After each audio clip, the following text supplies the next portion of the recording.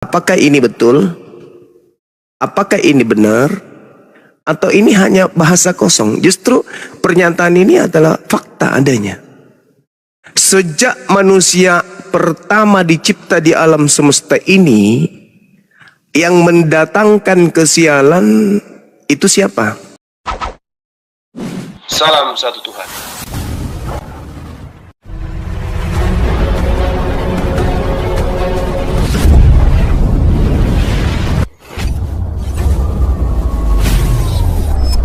Ya, pengantar ini singkat para sahabat. Dukung semua ya sahabat-sahabat kita channel Densa News Muslim.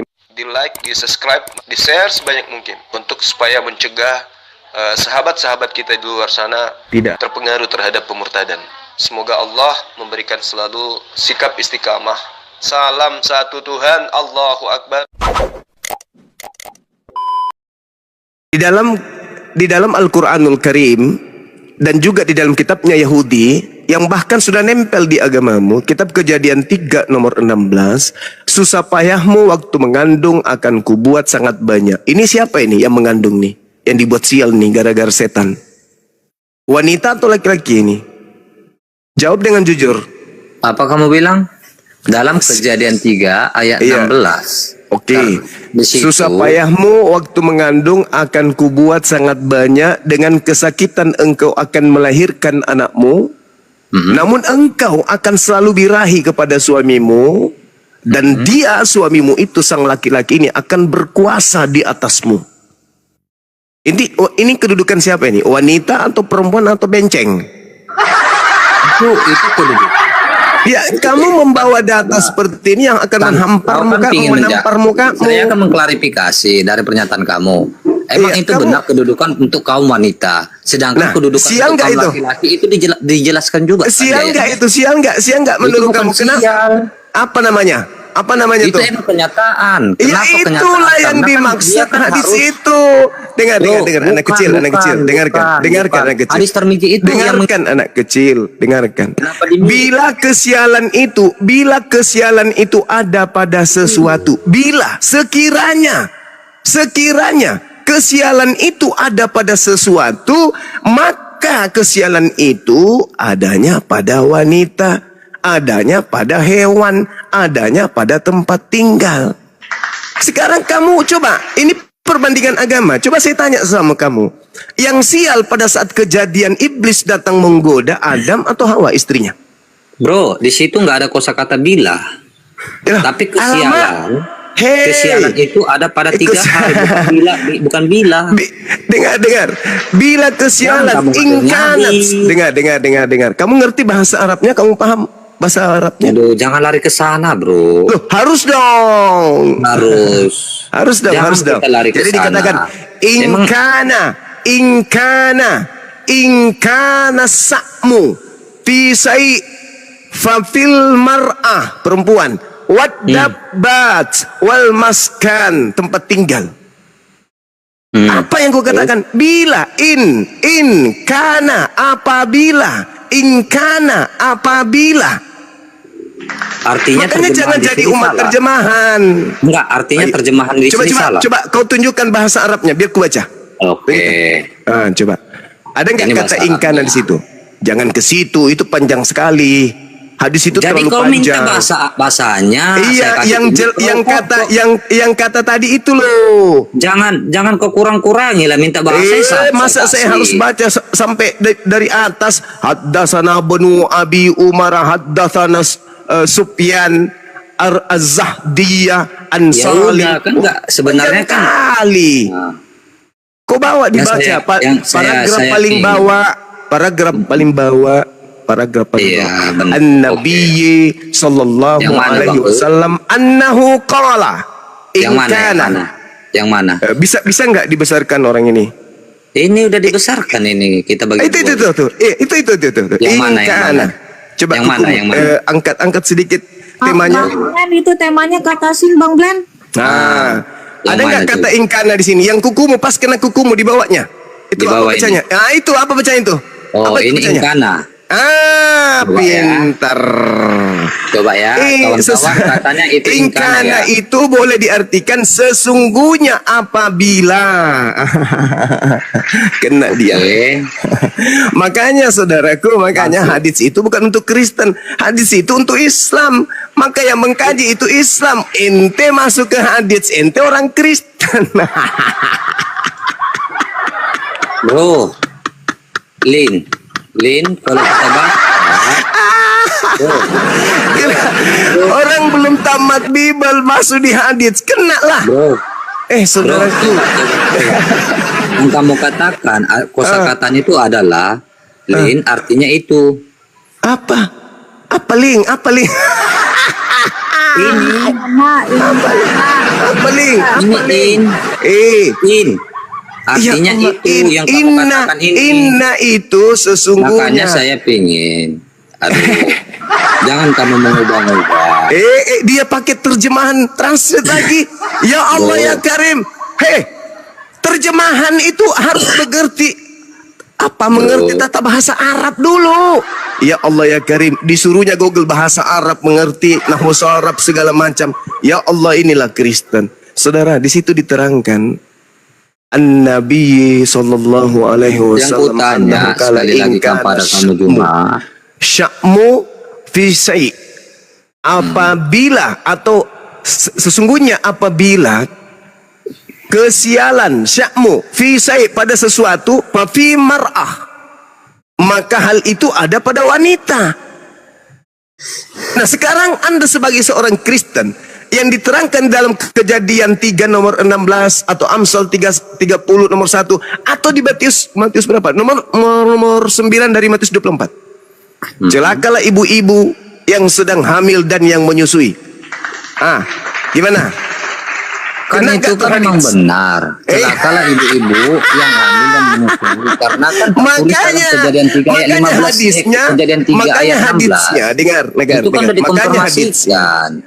Makanya hadisnya, meskipun dikatakan bahwa sanadnya ada Muhammad bin Muslim bin Ubaidillah bin Abdullah bin Syihab yang hafalannya lemah, tapi itu tidak merusak kaidah. In kanat sya'mu fi syai' fa fi mar'ah. Mar'ah itu perempuan. Wadabbat wal maskan. Tidak ada yang salah di situ. Artinya wanita pembawa sial, benar gak? Kok pembawa sial? Apabila dengar hadisnya, dengar. Apabila kesialan ya udah, itu coba ada, kasih tunjuk sama penonton. Apabila kesialan itu ada, sekiranya harus ada kesialan, maka kesialan itu tempatnya pada wanita. Nah sekarang, artinya wanita. Ini kita berdebat lintas agama, ya. Sekarang dalam kitabnya orang Yahudi yang sial siapa di Kejadian 3? Di situ nggak sial karena melanggar peraturan, makanya Tuhan. Nah sekarang siapa yang kena hukum itu sial? Dua-duanya kena Allah hukum kepada perempuan. Dengar. Firman Allah kepada perempuan itu, susah payahmu waktu mengandung akan kubuat sangat banyak. Dengan kesakitan engkau akan melahirkan anakmu, namun engkau akan birahi kepada suamimu dan suamimu akan berkuasa atasmu. Sial banget. Sial banget. Wanita juga kena hukum, laki-laki juga kena hukum, dua-duanya kena. Mana hukumnya laki-laki? Mana hukumnya laki-laki di Kejadian 3? Tunjukkan kepada saya. Hukum laki-laki itu dia akan mencari nafkah itu. Dengar, suamimu dia hukum laki-laki itu akan mencari berkuasa atasmu. Kalau mencari nafkah itu suatu kebanggaan, coy. Satu kebanggaan. Itu satu kebanggaan itu. Oh iya dong. Laki-laki menafkahi istri keluarganya itu satu kebanggaan. Kalau laki-laki kurang kerjaan menganggap cari nafkah untuk istri itu bukan kebanggaan, itu laki-laki konyol. Ini saya sendiri loh. Saya sendiri umat Kristen. Begitu saya masuk di umat Islam. Terus yang hadapi kamu banyak. Islam. Saya cuma saya sendiri. Coba. Kan cuma saya sendiri. Dari dulu saya nggak pernah. Kan cuma saya sendiri yang hadapi kamu. Oke, saya kira cukup ya. Sekarang boleh. Sekarang saya boleh bertanya. Sekarang boleh saya bertanya. Gantian kita. Moderator kamu. Sekarang boleh nggak kita gantian bertanya? Haditsmu ini bukan kandang babi. Ini bukan kandang babi. Bicara sesuatu. Omongannya lah. Oke, saya sudah jawab. Pertanyaanmu saya sudah jawab. Oke. Gimana kamu menjawabnya? Apa yang kamu jawab? Itu tadi kan sudah kujelaskan. Oh memang buta. Yang kau jelaskan kan kamu kan aku bertanya. Memang buta karena Kristen. Saya maklum karena Kristen ternyata. Saya rasa dia santri saya ternyata Kristen. Bro, yang kutanya kan bukan yang kubilang, bukannya saya bilang kepada kamu seperti ini. Tolong jelaskan maksud A di sini. Bukan saya katakan. Saya sudah menjelaskan loh. Giliran itu kan saya kamu dong. menjelaskan. Giliran saya mengatakan kepada kamu. Giliran saya boleh nggak? Nggak berada. Giliran saya boleh nggak bertanya? Bro. Giliran saya boleh nggak bertanya? Boleh nggak, Bang? Mute. Boleh nggak saya bertanya? Gantian kita. Santai aja. Kalau pertanyaan kalian itu bisa kok saya jawab. Oke. Giliran saya bertanya. Dengarkan. Giliran saya bertanya. Saya pengen mengklarifikasi. Giliran saya bertanya. Kalau Anda tidak mau menjawab, bilang aja. Parah betul emang. Kamu yang parah. Saya sudah menjawab. Sekarang giliran saya bertanya. Kenapa? Kenapa dalam kitabmu Efesus 5 nomor 2 ada diam anak kecil. Anak kecil yang tidak ngerti Bible tapi lari ke hadits. Dengarkan. Efesus 5 nomor 2. Kenapa wanita harus tunduk kepada suami seperti tunduk kepada Tuhan? Jawab. Karena wanita itu sama derajatnya dengan laki-laki dan perempuan. Kenapa istri ini, wanita ini harus tunduk kepada suami seperti tunduk kepada Tuhan? Seperti itu juga, karena saya katakan sekali lagi, ya, karena laki-laki dengan perempuan itu sama derajatnya. Begitu juga dengan laki-laki harus tunduk kepada perempuan. Mana ada dalilnya? Coba tunjukkan di Bible laki-laki tunduk perempuan. Mana dalilnya? Laki-laki harus tunduk kepada perempuan seperti tunduk kepada Tuhan. Mana dalilnya? Jangan di-mute. Tunjukkan dalilnya di dalam Bible. Laki-laki harus tunduk kepada istrinya sama seperti tunduk kepada Tuhan. Silakan.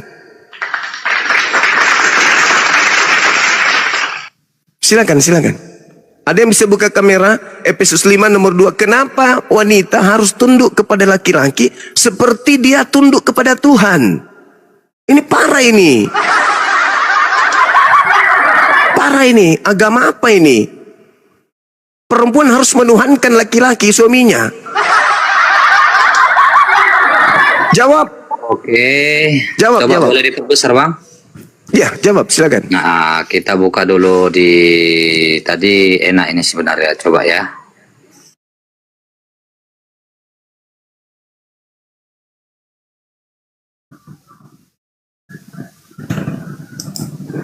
Bang ya. Kalau narasi seperti itu sih saya.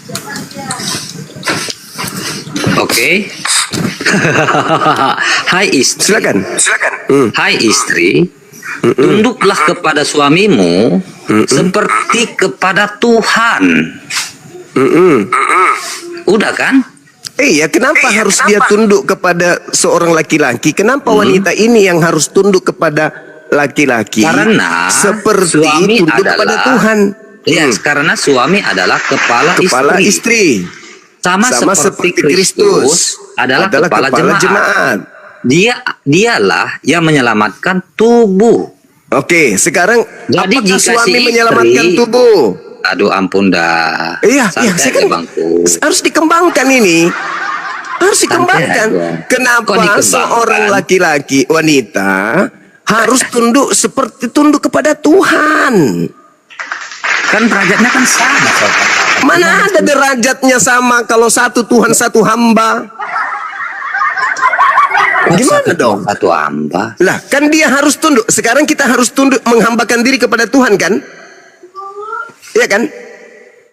Kita harus tunduk menjadi budaknya Tuhan kan? Apa yang Tuhan perintahkan harus kita ikuti kan? Kalau tidak kita dihukum kan?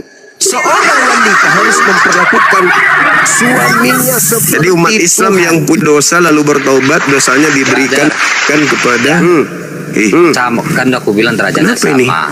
Mana dalilnya sama? Akses live multicast dibatasi. Dalilnya bisa. Besarlah brotherku. Ada apa? Ada sama dalilnya di situ. Tidak ada dalilnya sama di situ. Santai aja brotherku. Silakan. Begitu juga lah istri. menaati kemauan suaminya dalam segala hal. Sebaliknya, jika kamu seorang suami, kasihilah istrimu sama seperti Kristus mengasihi kita, jemaat terus Elohim, dan bahkan mempersembahkan dirinya sebagai kurban bagi kita. Begitu juga seorang istri. Di mana Narasi suami ini di situ? sama juga. Dengar. Di mana suami harus tunduk ke istri sama seperti tunduk kepada Tuhan? Kan narasinya kan sama, brother. Mana ada sama? Ini kosakata. Mana ada sama? Dengar. Tuhan itu mengasihi kita, tetapi kita harus tunduk menghambakan diri kepada Tuhan. Suami mengasihi istri, tetapi istri harus tunduk sama seperti dia tunduk kepada Tuhan. Bro, cuma begitulah istri. Ya, istri juga dikatakan loh. Iya, Jika justru kamu seorang istri, tengok, jika kamu seorang istri, hendaklah kamu menaati suamimu. Begitu juga lah istri. Harus muter-muter ini kepada suaminya. Kok taat seperti taat kepada siapa? Taat sama seperti taat kepada kan siapa? Begitu juga lah istri. Harus taat kepada suami sama seperti taat kepada. Bisa nggak suami? Dengar.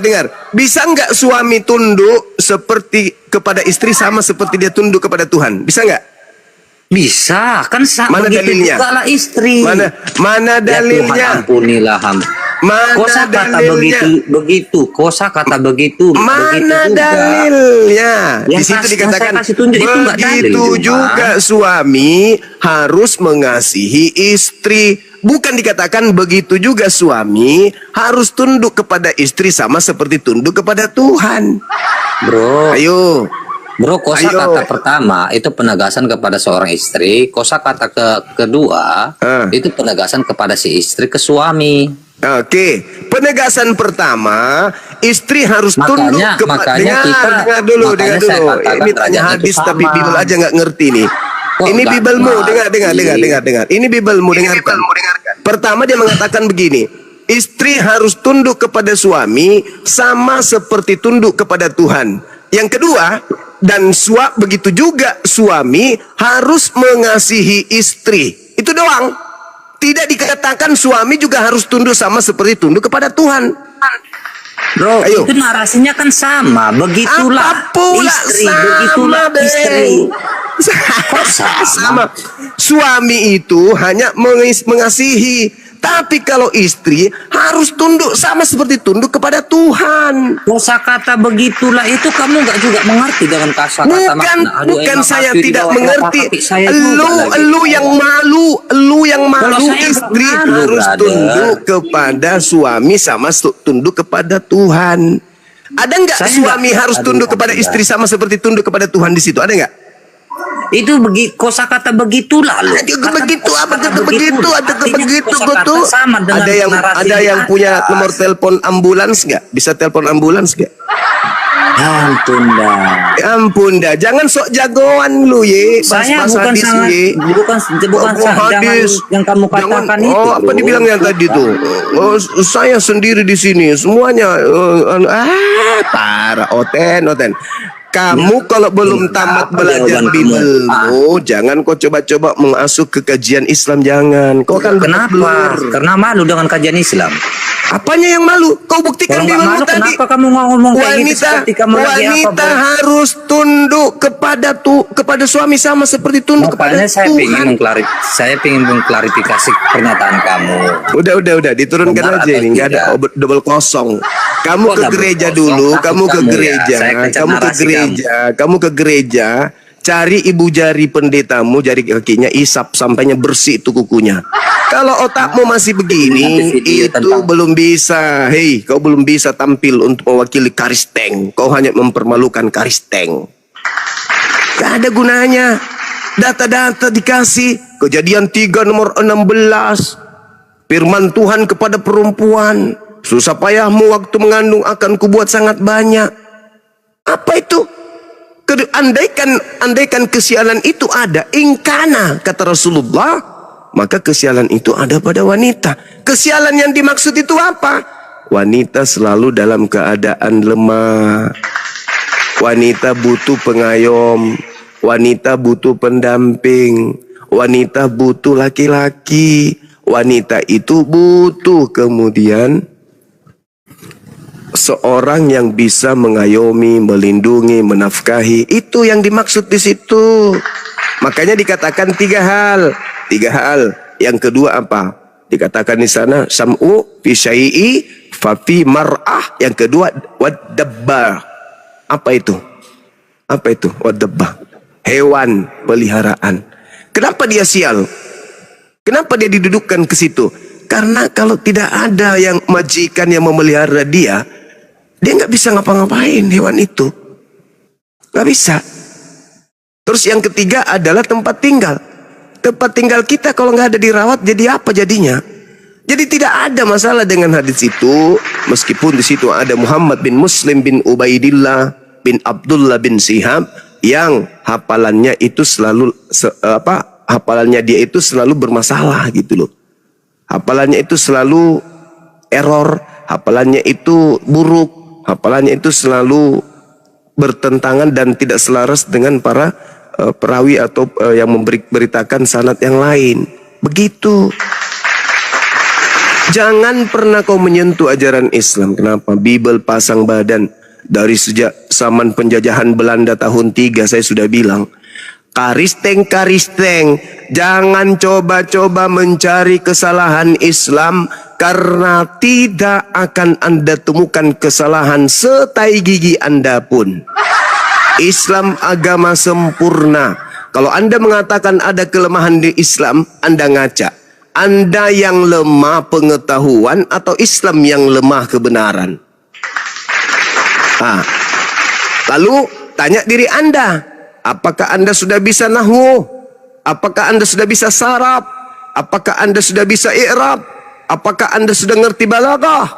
Apakah Anda sudah mengerti mantik? Asbabul wurud, asbabul nuzul.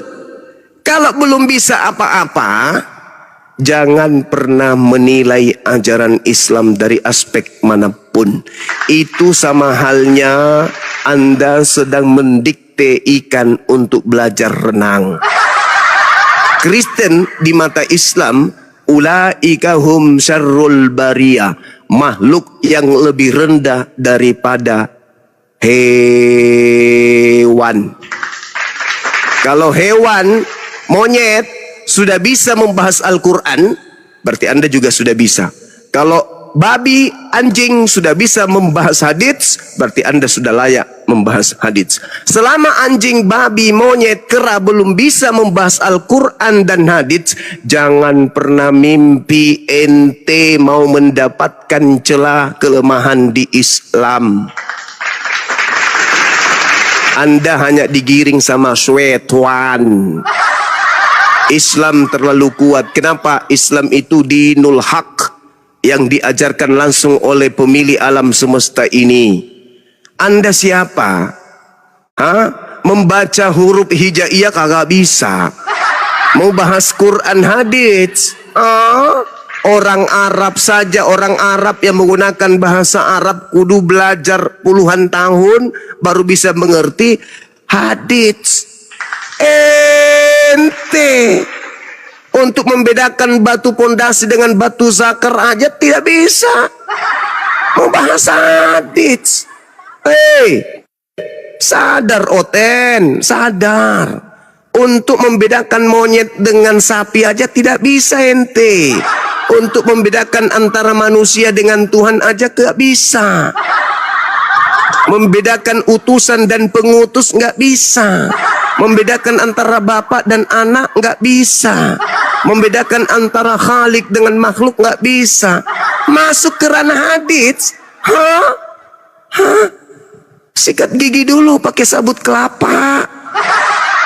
Jangan lupa kasih rinso. Kalau mau bahas Islam, apalagi para ulama, para ustadz, para apologet Islam masih hidup, jangan. Nanti kalau manusianya sudah pada mati, manusia Islam sudah pada mati semuanya, nggak ada lagi yang hidup, baru kau kumpulkan monyet-monyet, kau dakwai, kau injili pakai hadits sesuka hati kau. Selama ada umat Islam, jangan pernah kau menyentuh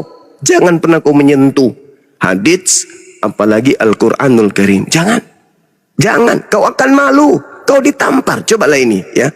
Dia datang membawa hadits. Apa tadi? Tirmizi. Nomor berapa tadi itu dibawanya? 2749. Ya. Ya, dia bawa hadits itu. Dia bawa hadits itu. Terus kemudian dikatakan dia mau melemparkan isu ya bahwa ternyata di Islam itu wanita itu tempatnya sial. Dia lupa. Kalau di Bible yang menduduki tempat sial itu selama-lamanya perempuan. Ada larangan mengajar nih akhirnya 1 Timotius 2 nomor 12 apa yang dikatakan di situ? Aku tidak mengizinkan perempuan mengajar.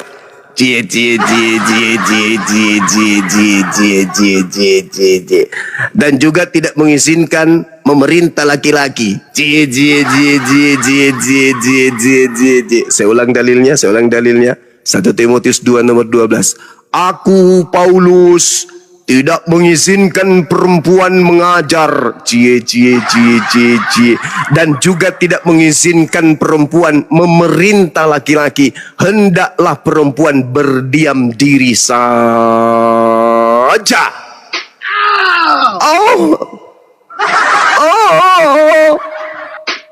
Perempuan dilarang memerintah laki-laki. Jadi perempuan itu kudu dilakban aja mulutnya.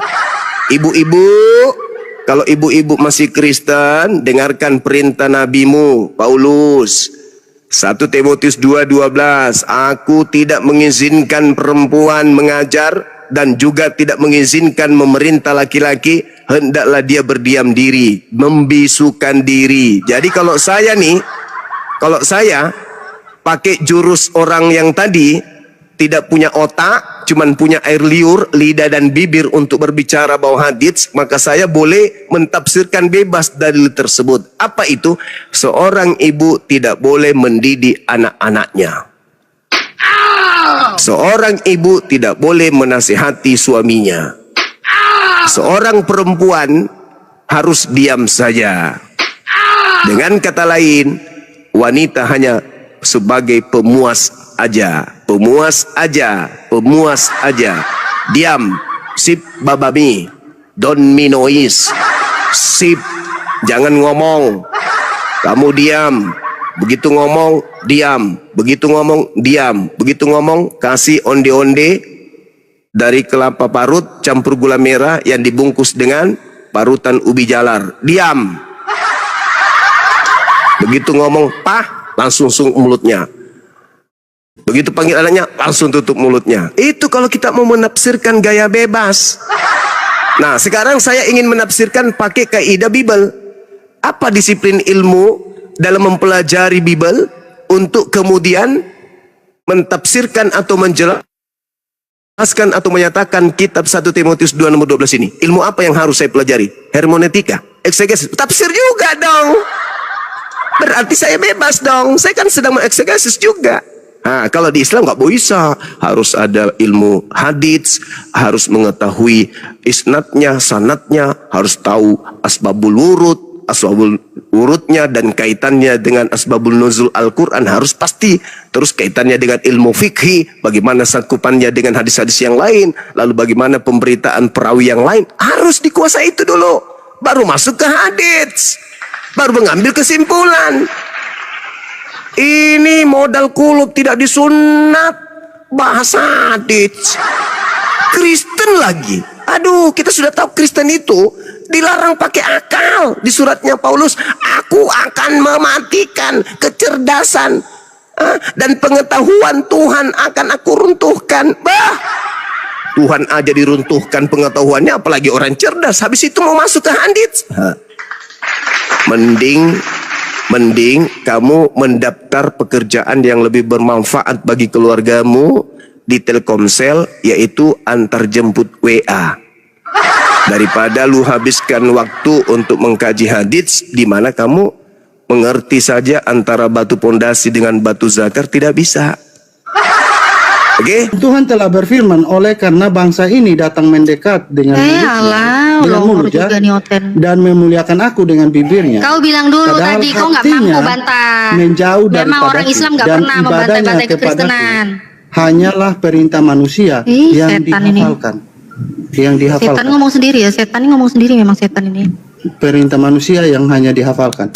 Nah, nanti saudara tolong jelaskan kepada saya yang tadi data yang saya sampaikan. Dan tolong tunjukkan data Anda bahwa di Kristen di dalam Alkitabnya mengajarkan boleh membunuh. Ya, supaya Anda sesuai dengan klaim Anda tadi. Ya, silakan. Kau kan nggak mau dengerin aku pun nggak mau dengerin kau ya. Aku pun nggak mau dengerin kau. Ngapain aku dengerin kau? Makanya Besarin layarku dong sambil nunggu Gurunda 5 menit. Jangan Sambil nunggu Gurunda ya 5 menit ya. ya. Saya nggak mau dengerin si sampah ini bicara ya. Yeskiel 16:7. Dan jadilah besar seperti tumbuh-tumbuhan di ladang. Engkau menjadi besar dan sudah cukup umur. Bahkan sudah sampai pada masa mudamu, maka buah dadamu sudah montok dan rambutmu sudah tumbuh, tetapi engkau dalam keadaan telanjang bugil. Hentikan Natalia, hentikan. Aduh, Bang Kepas nggak kuat, hentikan katanya. Aduh, Bang Kepas nggak kuat. Aduh. Ini siapa sih? Coba aku lihat satu perikop ya. Konteksnya apa ini? Saya harus mengerti nih konteksnya apa. Jangan menafsir. Saya konteksnya aja kita lihat. Konteksnya Tuhan memungut Yerusalem menjadi istrinya. Istrinya Tuhan Oten. Apa ini kok bisa-bisanya sih? Sempet juga milih yang montok juga dadanya ini ya. Itulah salah kau menerjemahkan arti istri Tuhan itu. Oh, ini salah terjemahan. Ternyata ya. Bukan salah kau menafsirkan gitu. Saya nggak nafsirin. Karena gini loh. Isriwil itu biji mata Tuhan, Isriwil itu. Makanya kau tuh yang nafsirin, aku nggak nafsirin kok. Mana tulisan kayak gitu? Aku baca kok ini. Aku baca kok gampang kok ini dibaca doang. Nggak usah ditafsirin. Tuhan memungut Yerusalem menjadi istrinya. Dan jadilah besar seperti tumbuh-tumbuhan di ladang. Dan di mana nih? Engkau menjadi besar dan sudah cukup umur. Bahkan sudah sampai pada masa mudamu. Maka buah dadamu sudah montok. Aduh, apa ini? Jangan dipotong-potong ya, ulangi. Maka buah dadamu sudah montok, rambutmu sudah tumbuh. Tetapi ya independen gak kuat, kabur kan. Tetapi engkau dalam keadaan telanjang bugil.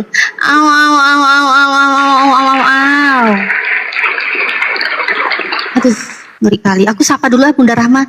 Assalamualaikum Bunda Rahma. Waalaikumsalam warahmatullahi wabarakatuh. Mbak Natali cantik, Bang Beb Blender, Gurunda. Assalamualaikum. Ada Gurunda. Waalaikumsalam warahmatullahi wabarakatuh. Keluar guru satinya. Bang Juma keluar, asli keluar. Bang Zuma, maafkan saya Bang Zuma, saya harus membaca Bible seperti itu Bang Zuma. Penuh hikmat. Lanjut Gurunda. Iya, itu juga penting memang untuk disampaikan kepada teman-teman supaya menjaga sikap di dalam menerima kekuatan dari Barat yang mencoba untuk memframing Islam itu adalah agama kejam, kan gitu ya. Memang bisa dibutuhkan memang data-data seperti itu. Nah, sedangkan tadi Saudara Rames kalau nggak salah dia buka kitab At-Taubah ya, Al-Quran surat Taubah. Ada perintah perangilah. Nah, itu ayat itu kita harus tahu asbabul nuzulnya. Itu masa perang. Kalau masa perang itu memang harus diperangi, namanya perang. Jadi betul yang disampaikan. Dengar tuh Natalia, jangan budak lu. Jadi dalam peperangan ya memang harus ada perlawanan. Yang dikatakan adik saya Natalia itu udah benar. Islam tidak pernah memerangi orang yang lagi damai. Islam memerangi orang yang memerangi Islam.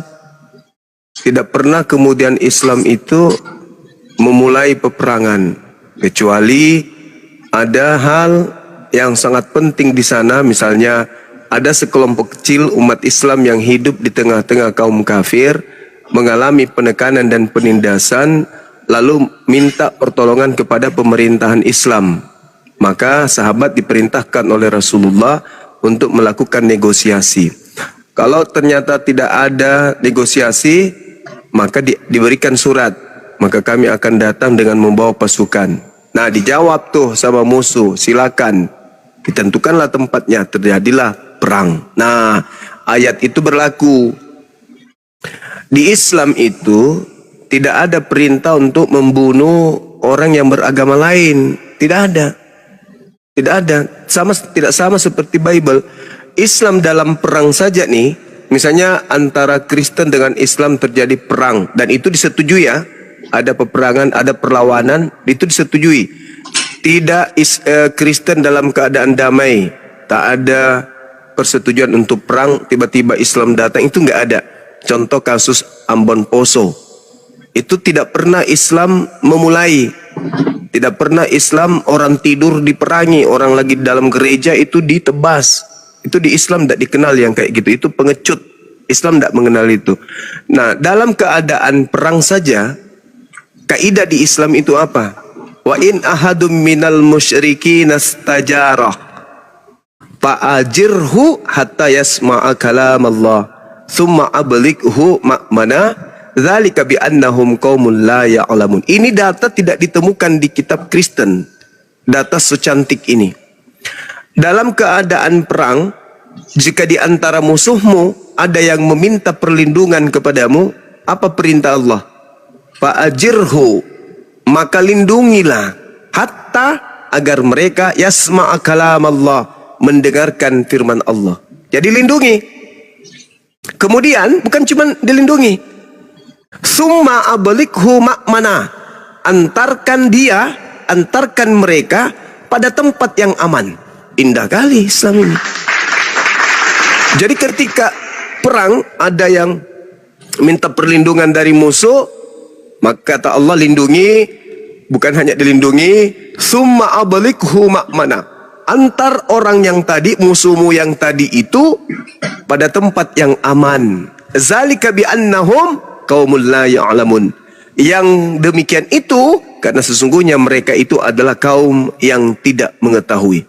Kurang indah apa Islam? Tapi kalau dilihat dari kitab saudara, contoh di dalam Ulangan 20, apabila dikatakan gini, apabila engkau mendekati satu kota untuk berperang melawannya, maka haruslah engkau menawarkan perdamaian kepadanya. Apabila kota itu menerima tawaran perdamaian dan dibukanya pintu gerbang bagimu, maka haruslah semua orang yang terdapat di situ melakukan kerja rodi bagimu dan menjadi budakmu. Ini ada nggak di Islam? Nggak ada. Sadis sekali. Minta damai, oke, kita damai. Setelah damai, apa yang dilakukan oleh pemilik kitab ini? Memperbudak, suruh kerja rodi. Nah, kalau misalnya mereka tidak mau berdamai, tidak mau menjadi budakmu, tapi melakukan perlawanan terhadapmu, maka bunuhlah semua penduduknya yang laki-laki dengan mata pedang. Tuh, Ulangan 10, nomor 10, nomor 11, nomor 12, dan seterusnya. Nah, ini di dalam Islam tidak ada yang kayak begitu. Belum lagi kalau dikatakan di dalam Islam yang tadi saudara bawa, bunuhlah dia dan seterusnya, yang tidak mendengarkan kalimat Allah, bla bla bla dan seterusnya. Itu yang dimaksud di sini adalah orang yang memerangi Islam, orang yang tadinya berpura-pura di Islam lalu masuk kemudian lantas keluar untuk menyerang Islam. Coba Anda lihat asbabul nuzulnya. Saya pastikan begitu. Tapi kalau di Ulangan 13, apabila saudaramu laki-laki, anak ibumu, atau anakmu laki-laki, atau anakmu perempuan, atau istrimu sendiri, atau kerabatmu sendiri, membujuk engkau diam-diam, dengan berkata, mari kita berbakti, mari kita menyembah kepada Tuhan lain yang tidak dikenal olehmu, oleh nenek moyangmu, salah satu Tuhan dari bangsa-bangsa sekelilingmu, baik yang dekat kepadamu maupun yang jauh daripadamu, dari ujung bumi ke bumi. Maka jangan engkau mengalah kepadanya, janganlah mendengarkan dia, jangan engkau merasa sayang kepadanya, jangan mengasihi dia, jangan menutupi kesalahannya, tetapi bunuhlah dia.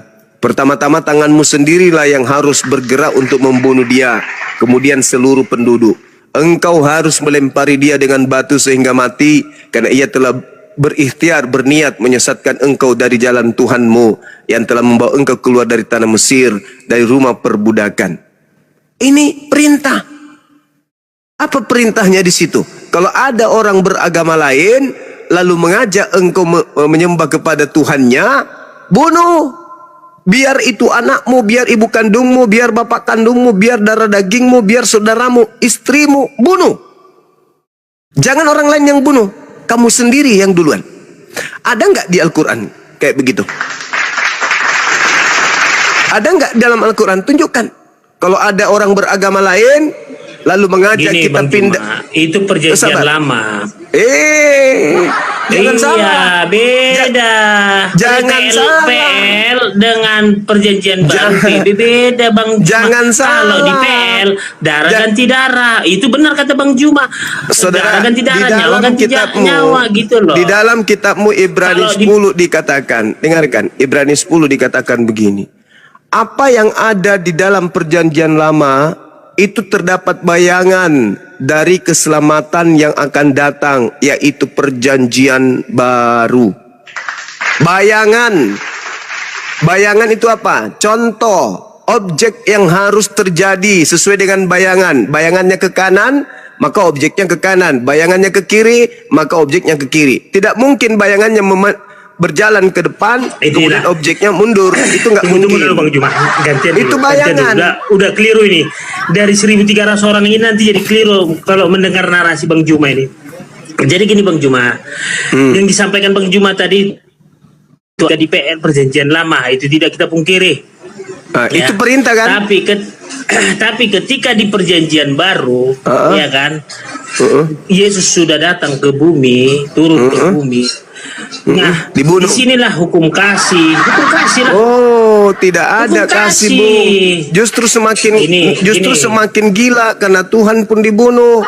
Kalau di Itu perjanjian beda, lama dengar tidak dulu, ada. itu Sabar. tentara Romawi. Kalau di perjanjian lama tidak ada bunuh Tuhan, hanya bunuh orang, bunuh manusia, bunuh perempuan, bunuh binatang, tumbuhan. Tapi di perjanjian baru lebih parah, Tuhan yang dibunuh. Lalu ajaran mana yang dibilang kasih nih? Di Kristen itu jangankan manusia, Tuhan aja dibunuh. Mau kemana Kristen? Mau kemana? Ajaran kasih apa? Ajaran kasih gimana ceritanya? Manusia dibunuh itu mah biasa. Tapi kalau Tuhan yang dibunuh, baru tujuan Tuhan dibunuh itu apa? Mau tahu nggak? Tujuan Tuhan dibunuh itu agar diselamatkan manusia. Jadi Kristen berdiri di atas ajaran radikal. Bukan lagi radikal. Kok radikal itu kan bunuh manusia. Jangan kau biarkan hidup apapun. Yang mengajarkan kau pindah ke agama lain, menyembah kepada Tuhan lain, bunuh, itu nggak seberapa. Ini Tuhan coy. 1 Korintus 15:17, tanpa pembunuhan terhadap Yesus Tuhannya Kristen, sia-sialah iman Kristen, dan Kristen akan tetap berada di dalam kuasa maut, kuasa dosa, tanpa pembunuhan kepada Tuhannya. Gimana ceritanya ada agama kayak gitu? Keselamatan dihasilkan dari pembunuhan. Kalau tidak bunuh Tuhan, tidak selamat. Apa dalilnya? 1 Korintus 15:19. Mana lagi dalilnya? Roma 14 nomor 9. Ada lagi Kisah Para Rasul 2 nomor 36. Coba saya tanya saudara-saudara Kristen, tanpa pembunuhan terhadap Tuhan kalian, kalian masih berada dalam kuasa dosa atau tidak? Jawab. Bagaimana caranya untuk masuk surga menurut Kristen? Syaratnya bunuh Tuhan. Jadi sekiranya orang-orang Kristen ini hidup zaman Yesus, maka tidak ada fungsinya tentara Romawi, tidak ada fungsinya iblis, tidak ada fungsinya Yudas. Kenapa? Orang Kristenlah yang pertama kali akan membunuh Yesus, bahkan makan daging dan minum darah Yesus. Itu fakta real. Demi apa? Demi angan-angan masuk surga, maka Kristen kudu wajib makan darah, makan daging Tuhannya sendiri. Kenapa muncul tema, apakah Kristen ini bisa mendudukkan pembunuh Tuhannya, pahlawan atau penjahat? Kenapa? Untuk menyadarkan bahwa ternyata Kristen ini tidak ada apa-apanya tanpa pembunuhan. Kristen ini tidak ada di dunia ini tanpa radikalisme.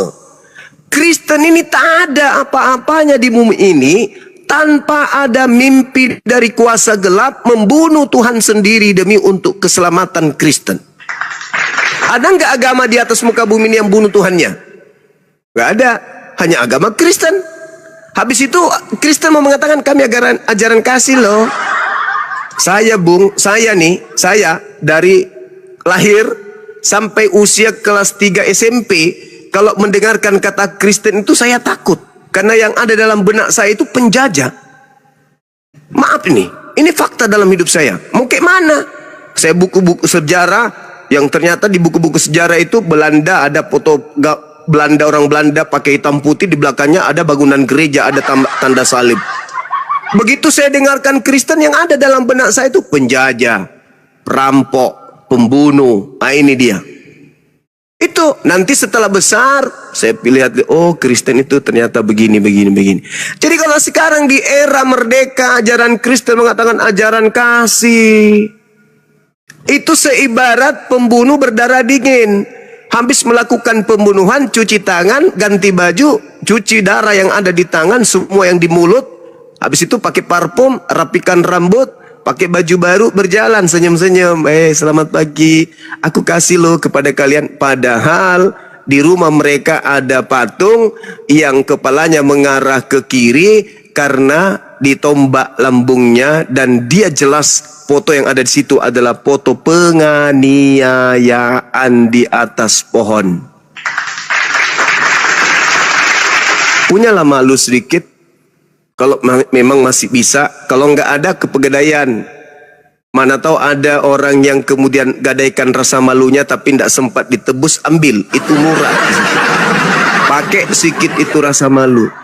Cobalah Anda bayangkan, andai saja kita belum merdeka, kita ketemu nih Islam Kristen di antara desingan peluru yang berbunyi. Kami datang mengabarkan Al-Quran, kalian datang mengabarkan Bible. Peluru di mana-mana, jum, bum. Habis itu Anda mau baca apa? Kasihilah musuhmu apabila pipi kirimu itu kamu baca di depan. Sementara tiba-tiba kami lagi main bola di lapangan, datang orang-orang yang menganut agama sama seperti kalian. Bermatian orang di lapangan. Orang lagi sholat di masjid, datang orang yang seagama denganmu. Bum, bum, bum. Masjid kubahnya terlempar sampai 3 meter ke langit. Gara-gara pelakunya adalah seagama dengan kamu. Kira-kira saat itu kamu bisa? Agama Islam itu radikal loh. Agama kami Kristen itu kasihan sekali maksudnya. Tidak bisa Bung. Kalian itu minoritas di negara ini sampai kalian nampak tenang, adem. Di depan kami senyum. Tapi jujur, kalian kalau melihat umat Islam pergi ke masjid, itu hati kalian itu kalau bisa kami lihat pakai alat teropong, itu kayak bara api. Benci, marah dalam hati kalian itu. Itu fakta. Kenapa? Ya. Karena kamu selalu ingin mayoritas. Seibarat kalian itu seperti ban mobil. Islam berada di ban depan, Kristen berada di belakang, ban belakang. Coba kamu lihat ban belakang dan ban depan. Perhatikan mobil Anda. Mana ban yang cepat botak? Yang di depan atau yang di belakang? Selamanya yang cepat botak itu ban di belakang. Apa sebabnya? Karena ban belakang itu selalu berpikir bagaimana caranya bisa melambung ban depan. Ya botak lah. Lu mau mikir mau melambung ban depan kayak mana ceritanya? Nggak bisa, tuyul. Ban belakang cepat botak karena selalu ingin menyalip ban depan. Tapi nggak bisa. Selalu ingin mayoritas, selalu ingin tampil. Mau jadi 01 RI tapi nggak bisa. Jadi 02 nggak bisa. Mau jadi nggak bisa. Susah. Jadi ban belakang itu tidak akan pernah pindah menjadi ban depan. Kecuali mundur. Nah, mau nggak kita mundur? Mau nggak kita mundur? Tentu kita nggak mau mundur, kita harus maju. Maka terima nasib lo di belakang. Begitu saudaraku. Jadi jangan pernah saya izin tanggapi Bang Suma, boleh? Islam itu agama radikal, sementara Kristen agama kasih. Agama kasih. Apa? Coba. Islam itu agama rahmatan lil alamin. Itu kaidah. Kristen ajaran kasih. Nah, coba apa yang dimiliki Kristen, kasih mana yang dimiliki Kristen yang tidak dimiliki agama lain? Bagi-bagi Indomie, saya sering. Apa? Boleh saya izin tanggapi Bang Suma? Apa ajaran kasih yang ada di Kristen yang tidak dimiliki agama lain? Bang Suma tidak dengar. Cuman satu yang dimiliki oleh agama Kristen yang tidak dimiliki agama lain. Apa itu? Apa itu? Saya tanggapi Bang Bagi-bagi Suma kondom. tadi. Nah, itu aja kelebihannya. Maju. Boleh saya tanggapi? Silakan. Oke. Bisa tolong saya dibesarkan, saudara? Biar saya buka data baru berbicara ya. Terima kasih. Iya, jadi tadi Bang Suma mengatakan bahwa di Atuba 29 itu adalah perangi orang yang memerangi baru diperangi. Kalau orang tidak memerangi tidak boleh.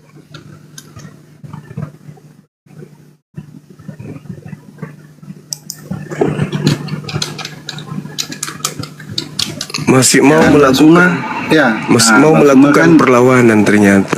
Bang Suma kan bilang demikian kan. Saya ingin tahu Bang Suma, di sini kalimatnya perangilah orang yang memerangi kamu di mana Bang Suma? Itu ayat apa itu? Itu ayat tentang 29. Apa?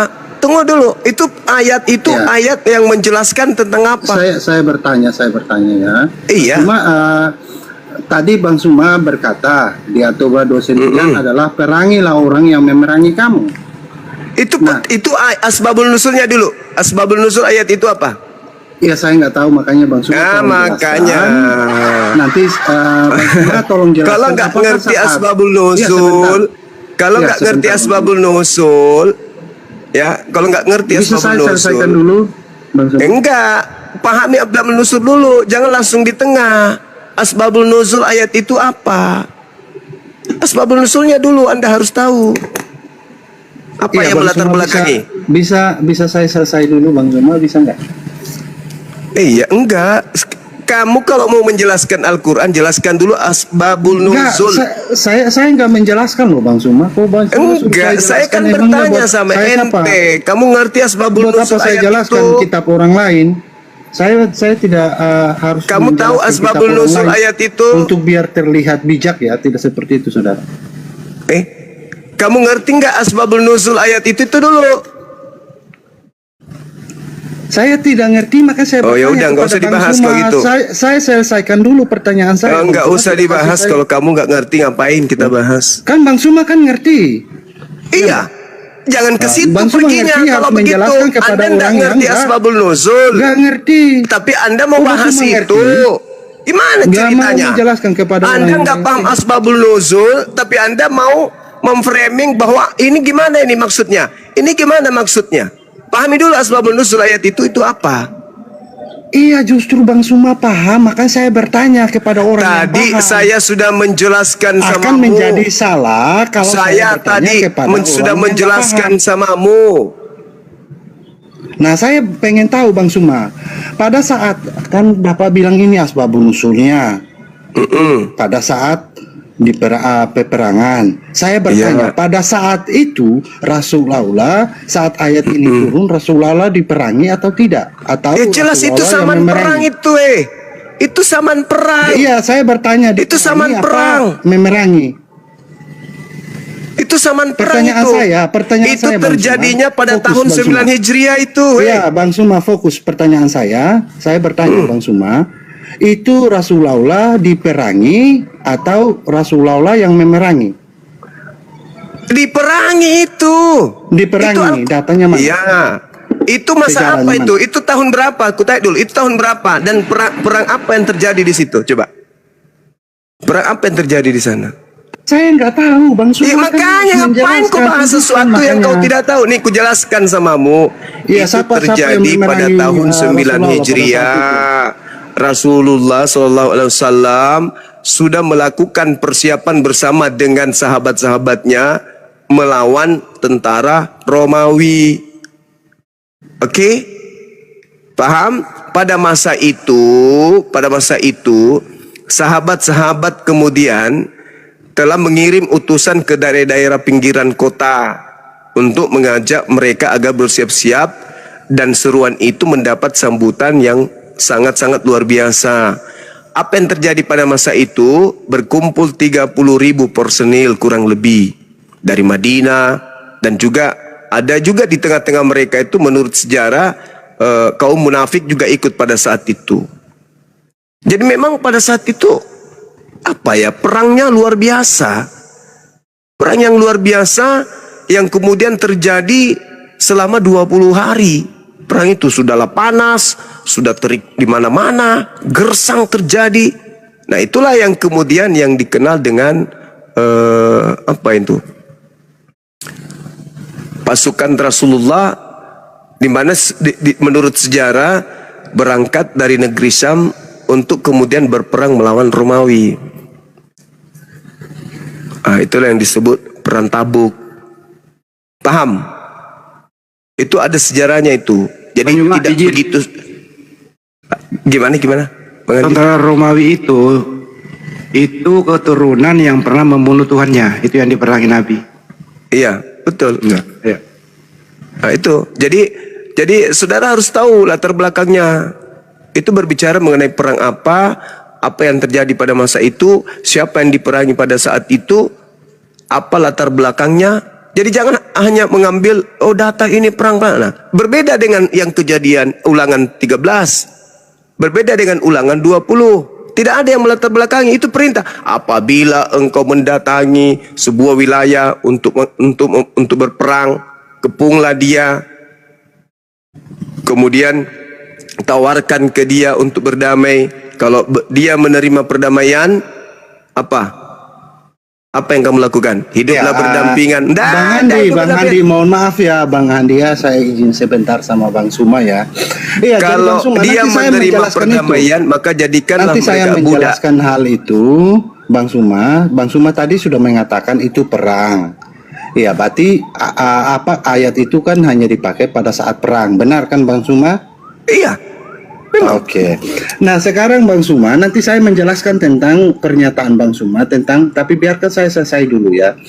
Pernyataan saya Bang Suma sudah membantah dalil ini, saudara. Tunggu. Saudara Rames, saya sudah membantah dalilmu. Sekarang kau bantah coba yang saya katakan tadi, Ulangan 10 itu Ulangan 20. Dengan yang ada di dalam kitab Kejadian Ulangan 13 yang saya ucapkan tadi, perintah membunuh orang yang mengajak menyembah kepada selain Tuhannya Abraham. Nah, coba kau bantah dulu itu, baru kau masuk ke Al-Quran lagi. Aku tidak paham. Saya bantah ya. Ya, silakan. Oke, begini Bang Suma, bisa tolong dibesarkan? Oke, Bang Suma, di sini di Yohanes 8. Kok Yohanes 8? Iya, sebentar Bang Suma, sebentar. Data nanti yang kubawa tadi kok larinya ke Yohanes 8? Iya, itu kan datanya Bang Suma. Nanti saya lanjut ke sana Bang Suma. Enggak, Di Yohanes jelaskan data itu. Loh, kok Bang, iya gampang. Jelaskan Bang Suma. data itu. Gampang itu. Tenang Bang Suma, Enggak. ya, tenang. Kalau dia nggak bisa, udah turunkan aja, cari Kristen yang agak berakal. Jangan begitu. Ini lah, Bang cuman Suma. orang manusia licik aja, ini orang licik yang Enggak, tidak berilmu, mencoba untuk ngelas data Iya, aja. jadi di Kutanya ayat dulu 4 samamu, kutanya dulu Bang Suma. saudara. Saya tanya dulu. Agama Kristen masuk ke Nusantara ini datang melalui perang atau datang melalui damai? Sebentar Bang Suma. Saya Sebentar, selesaikan. udah, Dikasih izin. Nah, kamu ke gereja, isap ibu jari kaki pendeta, biar kau sehat. Oh, diturunkan Bang Juma. Harus. Saya mau dia menjelaskan dalil sebagaimana saya menjelaskan dalil di mana dia membawa at-taubah tadi. Bang Juma, berarti Bang Juma belum membedah perjanjian lama sama perjanjian baru, perbedaan. Apa yang harus dibedah? Apa? Tidak ada hubungannya orang Kristen dengan perjanjian lama. Titik. Tidak ada. Iya, Jadi memang nggak ada. tidak ada hubungannya. Tidak ada hubungannya. Kristen. Jadi kalau Anda mengatakan, oh itu tidak berlaku lagi karena itu perjanjian, bukan seperti itu. Bukan seperti itu. Jangankan mengenai perang, perjanjian lama mengajarkan Tuhan bukan manusia dan bukan anak manusia. Itu perjanjian lama. Tapi begitu di perjanjian baru, Tuhan menjadi manusia dan anak manusia. Itu kan maksud lo. Di dalam perjanjian lama Tuhan itu satu. Tapi di dalam perjanjian baru Tuhan jadi tiga. Itu kan maksud lo. Di dalam perjanjian lama Tuhan maha kuasa. Tuhan maha kuasa. Begitu masuk di perjanjian baru Tuhan maha lemah. Itu kan maksud lo. Itu di perjanjian lama. Ya memang. Tapi dalam implementasi radikalisme, oke, ini kita berbicara bukan skala kecil. Kita berbicara mengenai agama. Itu temanya. Kristen apakah agama radikal? Itu. Kalau tidak agama radikal, cari pondasi awalnya. Kristen ini muncul dari apa? Kisi-kisi apa yang membuat dia muncul? Apakah dia kemudian muncul karena diajarkan dulu baru diperangi? Enggak. Tetapi Kristen muncul berasal dari peperangan antara Yesus melawan iblis. Saya ulang lagi. Agama Anda itu berasal dari peperangan antara Yesus melawan iblis. Apakah Yesus kalah dengan iblis? Menang. Kalau begitu, iblisnya kena pelonco. Yesusnya selamat, yang mereka lakukan pembunuhan adalah yang bukan Yesus. Tapi yang namanya penyesat, licik, yang tadinya bukan Yesus, dirubahnya kembali menjadi Yesus. Terjebaklah kalian. Makanya muncul tema pembunuh Yesus, pahlawan atau penjahat. Bingung kalian kan? Kenapa? Itulah intinya. Karena Kristen berdiri dari peperangan.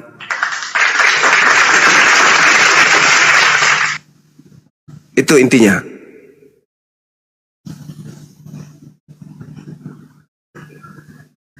Udah gantian, Bang Juma. Ya. Siapa Ya. yang tausiah tadi? Bukan tausiah. Bukan cuma tausiah itu.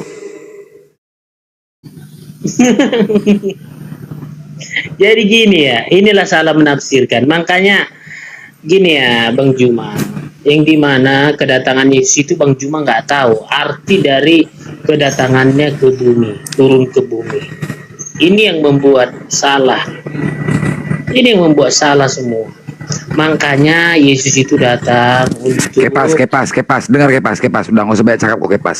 Sengaja tema ini ku buat kepas karena banyak fitnahan Kristen terhadap Islam. Kemarin aku naikkan tema Islam agama cabul, ku naikkan Kristen agama cabul. Tidak ada yang bisa bantah karena narasi-narasi itu selalu kalian sampaikan kepada Islam. Nah di sini kok malah aku paling banyak oten. Pentolan oten semua sini berkawan aku. Mau bom semua. Biar dengar mereka semua. Sob katul, biar dengar semua. Tapi gak ada yang berani naik, nontonnya di bawah. Untuk membuktikan dan jadi dokumentasi. Kalau narasi kalian selama ini mengatakan, oh Islam radikal, Islam. Jadi ketampol sama kalian. Bantah yuk. Bantah. Yang selama ini kalian dengar dari bapak-bapak gereja. Hanya ikut-ikut aja. Ayo buktikan. Kalau kalian tidak bisa membantah narasi atau tema ini, jelas yang radikal siapa? Kalian, bos. Buang kata-kata itu. Aku minta Islam, buang kata itu. Kristen kalian yang jadi pengikut, buang kata-kata itu. Paham? Jadi gini, Blender. Kau harus tahu dan kau menyaksikan bahwa banyak gereja ditutup, dirusak, ya. Apakah itu ajaran Islam, Blender? Blender, kau harus buka matamu, Blender, mata hatimu, Blender.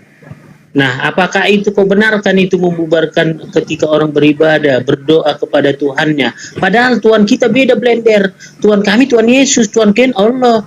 Nah, tiba-tiba kalian keberatan kami berdoa sama Tuhan Yesus. Nah, di sini apa yang membuat pikiran kalian ini seburuk ini gitu loh? Masalahnya Tuhanmu nggak ngajarin ke gereja. Itu aja. Ada nggak ke gereja ngajarkan? Kamu punya istri, itu istrimu. Kamu punya hak kepada istrimu. Kau mau menggaulinya, itu hakmu. Tapi ketika kau menggauli istrimu di depan umum di tempat kami diam saja, gitu.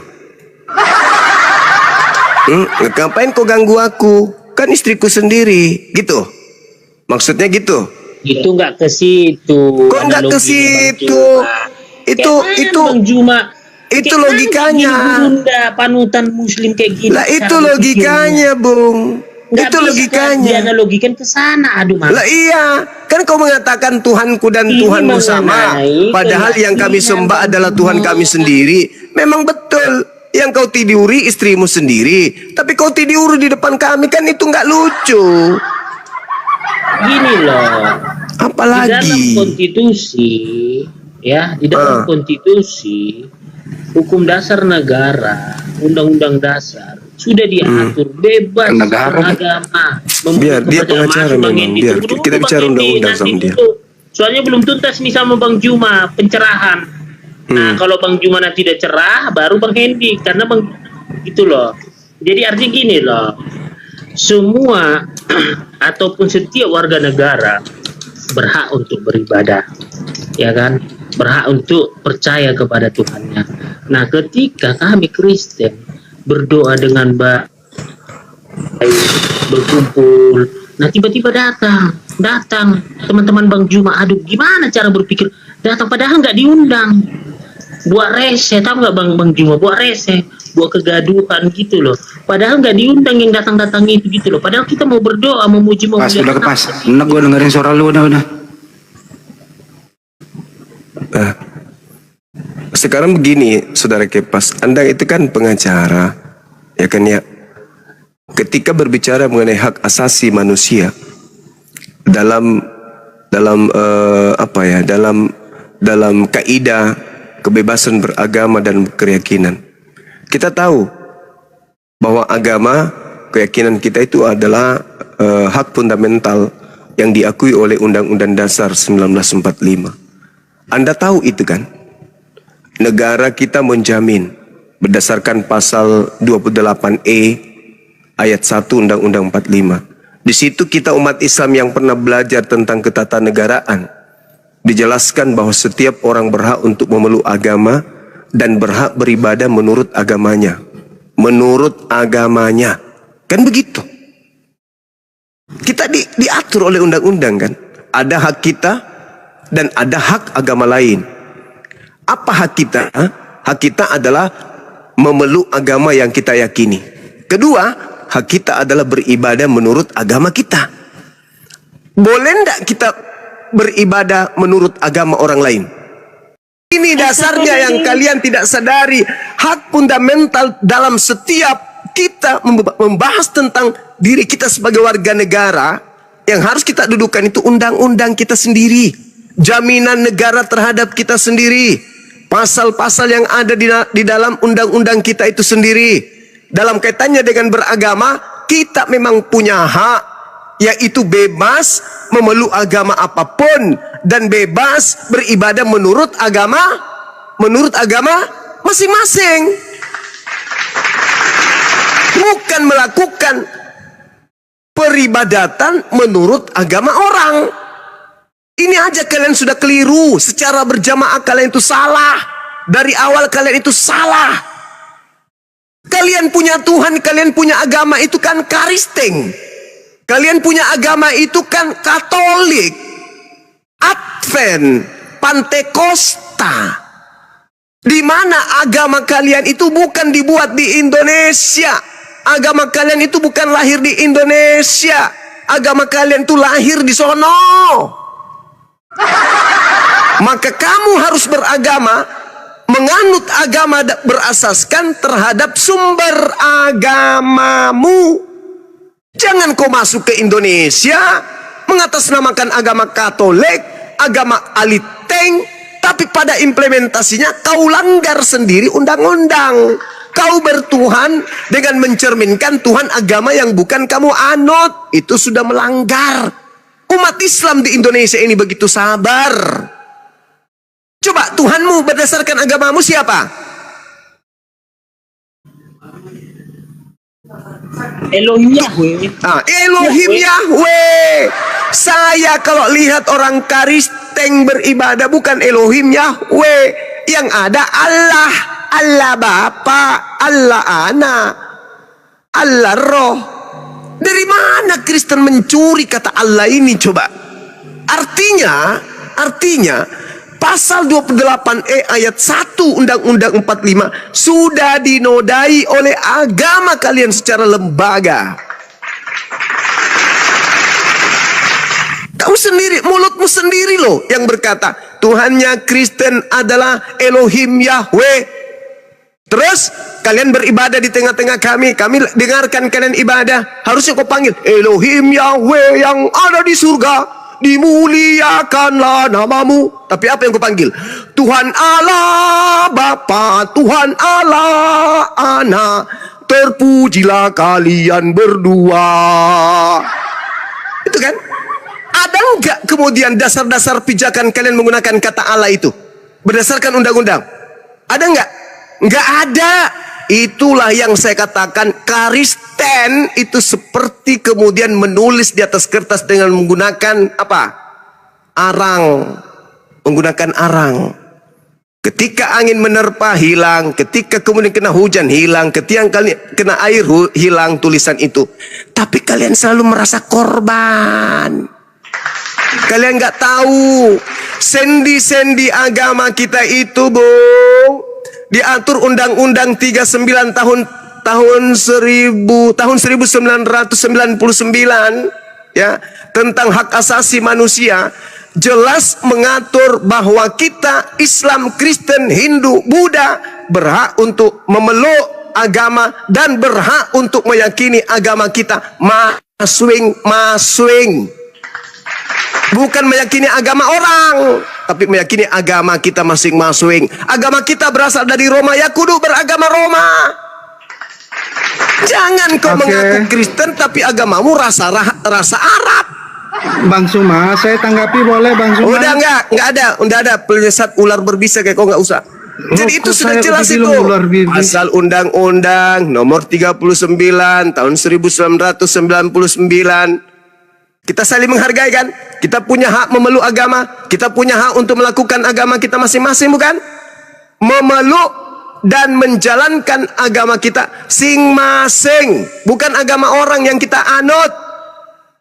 Kita ke gereja menggunakan baju koko, menggunakan hijab, menggunakan jilbab, menggunakan mukena.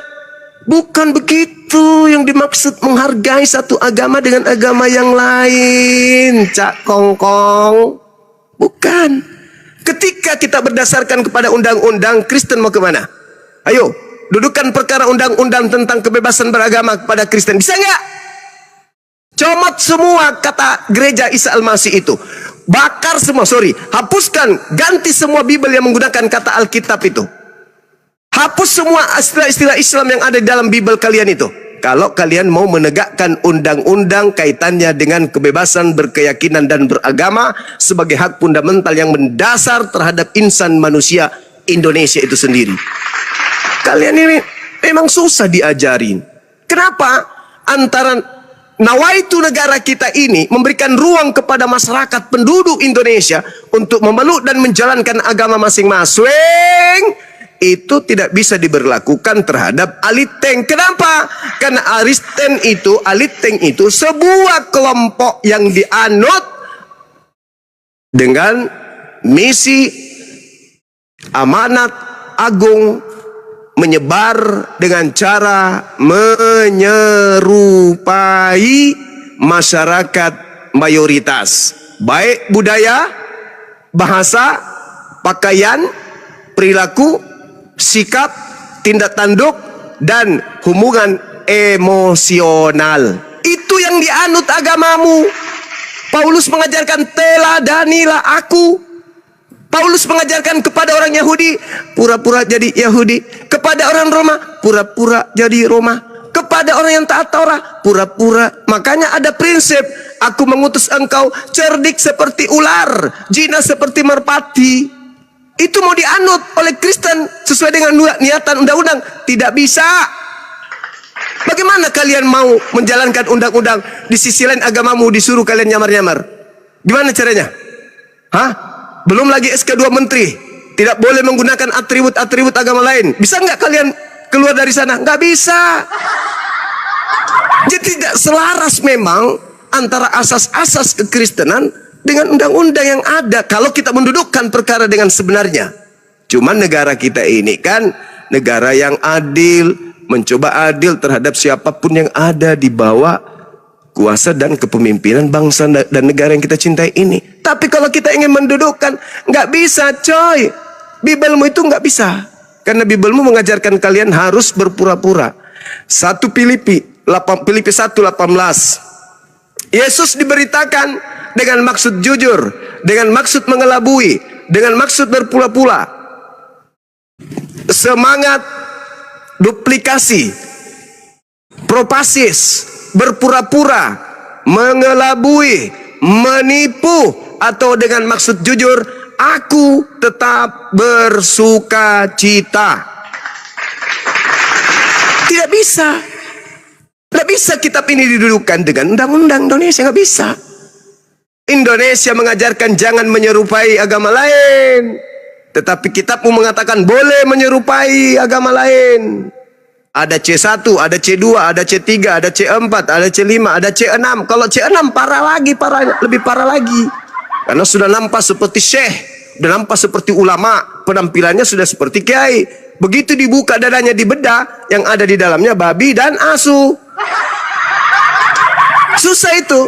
Karena memang sudah agama dari sananya memang kayak gitu. Begitu saudara Kepas, Anda pengacara tapi kok nol. Ya, saya tanggapi ya Bang Sumaya.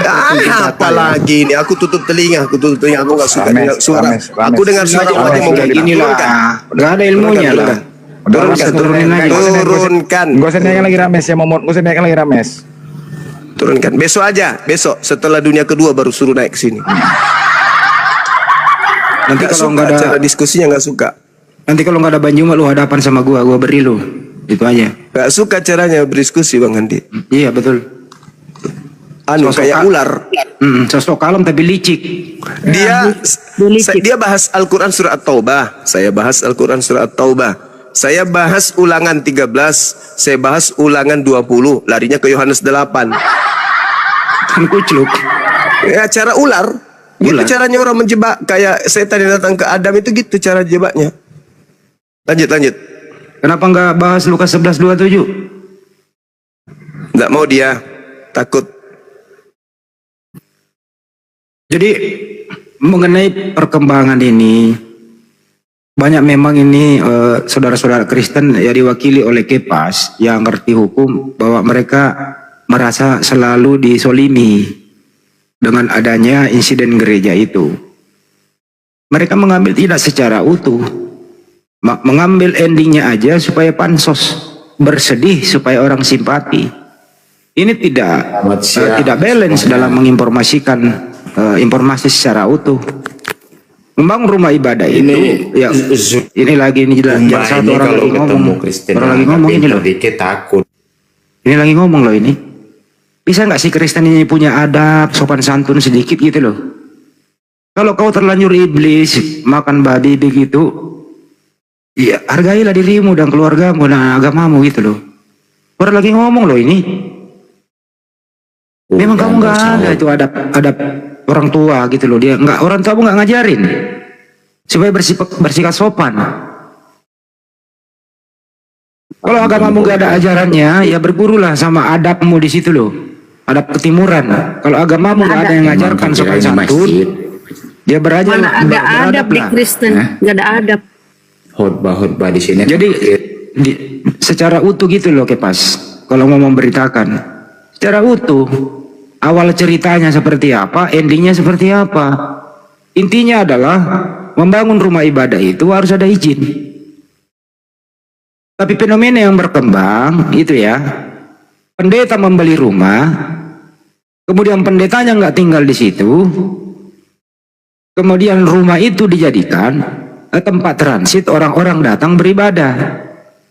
Kemudian rumah itu dijadikan model seperti gereja. Untuk menghindari listrik kebanyakan pakai supaya kena diskon dari PLN, dipakailah rumah itu untuk bermohon bahwa ini gereja. Datanglah petugas PLN mengatakan bertanya kepada masyarakat, saya ingin menambah daya gereja. Kagetlah orang-orang sekampung, kok ada gereja? Jadi berawal dong, dari awal sampai akhir begitu. Kalau mau berkisah jangan ambil endingnya saja. Kami tidak boleh beribadah, kami diganggu, kami dirusak. Dan itu juga sudah transparan kok, bahwa Bang Hendy, perusakan siapapun pelakunya itu nggak boleh merusak, gitu loh. Diam dulu Kepas, diam dulu kau. Kau masalah hukum kau nggak kalah dengan saya dek, kau masih belakangan. Iya. Lo diam dulu, lo diam dulu setempat. Saya lo ngomong belum kelar ya. Baru-baru terakhir ini, gitu ya. Kenapa kamu nggak teriak? Ada masjid di Papua itu dirusak, satu. Ada juga tanah kosong pembangunan di satu komplek pembangunan masjid dilarang. Bahkan muspidanya setempat yang melarang begitu. Kenapa Kristen gak teriak?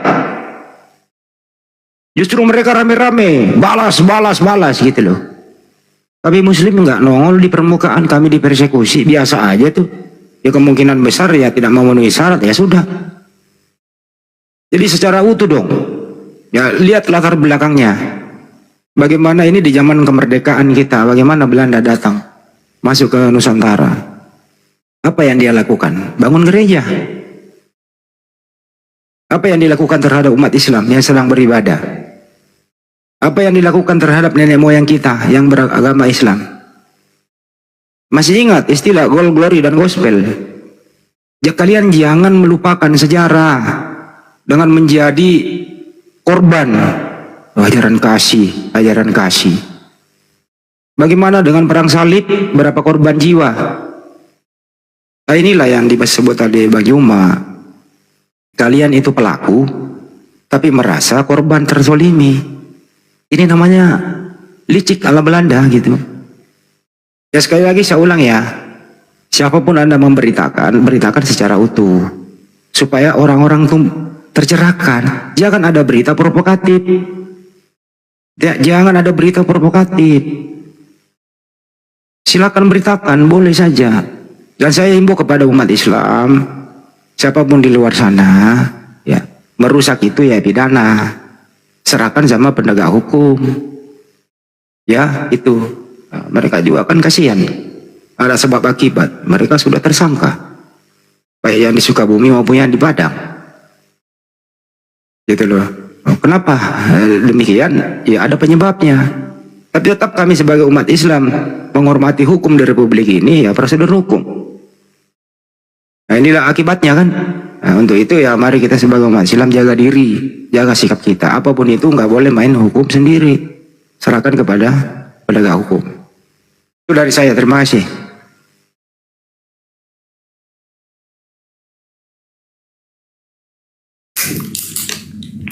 Nah ini apa yang kamu sampaikan? Ini mau angkat topik apa? Saya mau bertanya sama si Zuma aja. Mau buat topik apa yang kamu bahas? Iya sama Zuma lah. Kalau sama topik kau apa? Apanya? Topik apa? Sama Zuma, sama kamu itu nggak ada apa-apa. Topik apa yang kamu bahas? Iya, ketuhanan lah. Di sini kan lintas agama. Iya, topiknya apa yang kau sodorkan di sini? Yang ngapain saya bilang sama kamu? Saya mau nanya sama Zuma kok.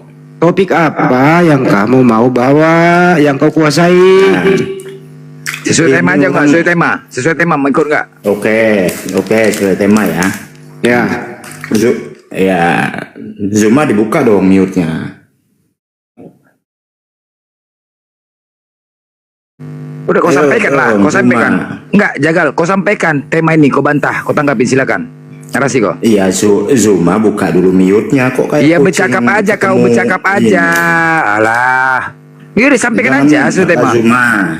Loh, kau ngapain nih kau nih? Nanti didengar udah narasi kau. Enggak, kalau nggak mau diatur, kalau nggak mau diatur, tendang aja ke neraka.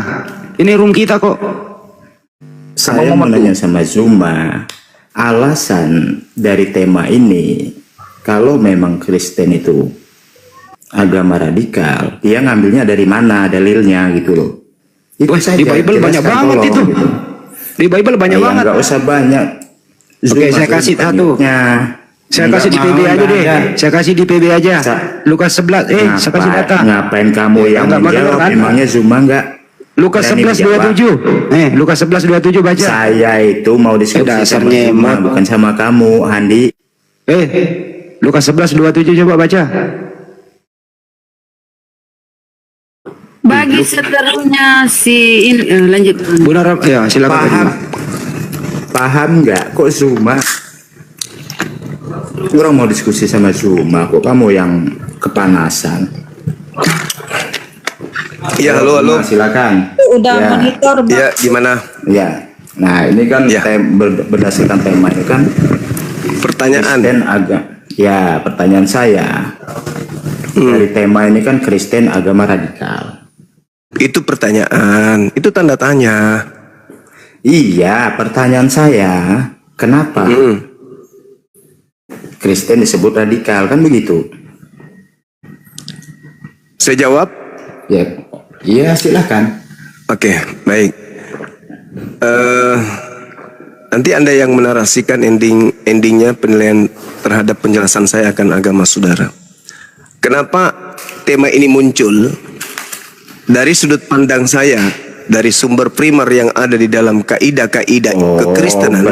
Oke, bentar saya potong dulu. Berarti hanya dari sudut pandang Anda tuh.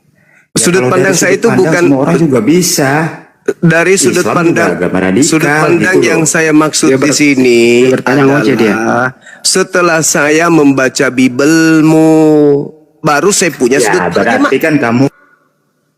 Ya tunggu dulu.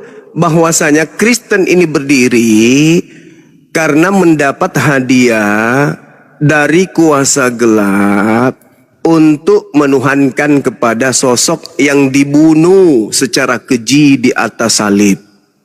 Maka Kristen bermula di situ. Roma 14:9, Kisah Para Rasul 2 nomor 36.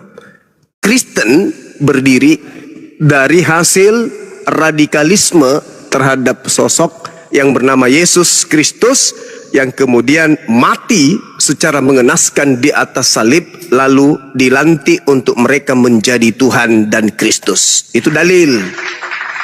Maka satu-satunya agama di atas muka bumi ini yang lahir dari pembunuhan hanya agama lu. Oke? Iya, kau tunjukkanlah dalilnya. Kalau cuma nyerocos saja semua orang juga bisa. Roma 14 nomor 9. Tunjukkan, kau buka lah datanya. Kalau cuma Kisah Para Rasul 2 nomor 36. Dah selesai. Dibukalah. Kalau ini kan memang ini anjing satu nih. Kalau cuma ngomong dia ngomong juga, dia nggak mau dengerin. Saya sudah bilang datanya. Dan tidak perlu saya tunjukkan karena di sini bukan sekolah minggu. Saya nggak perlu menunjukkan data karena sekarang sudah canggih. Begitu guru sudah menjelaskan, murid tinggal lihat di buku cetak. Anak-anakku sekalian, termasuk kamu jaga itu ingusmu sudah keluar itu, lap dulu. Ya, jangan kau lap di bukumu. Ini anak dari kemarin begitu itu kerjamu. Nah, lap lagi di meja temanmu punya. Astagfirullahaladzim. Astagfirullahalazim. Aja nggak benar Ya, cara lap. kau. Gitu ya. Ya, lap pakai rambut. Rambutmu saja gitu. Nah, sekarang kau buka itu buku cetak yang ada di depanmu. Kau buka Roma 14 nomor 9. Buka. Selama aja kamu nggak paham, kamu pura-pura mau membela Islam gitu loh. Ternyata dia bukan murid saya, dia anak SLB, salah masuk kelas. Pindahkan. Dia di sebelah, muridnya bom itu. Salah sekolah dia. Warahmatullahi wabarakatuh. Waalaikumsalam warahmatullahi wabarakatuh. Anak SLB kok pindah di kelas saya gimana? Bang Sere, ada mau disampaikan? Iya, kenapa? Soalnya gini banyak Pak, rata-rata mereka ini nggak bawa Bible kalau diskusi.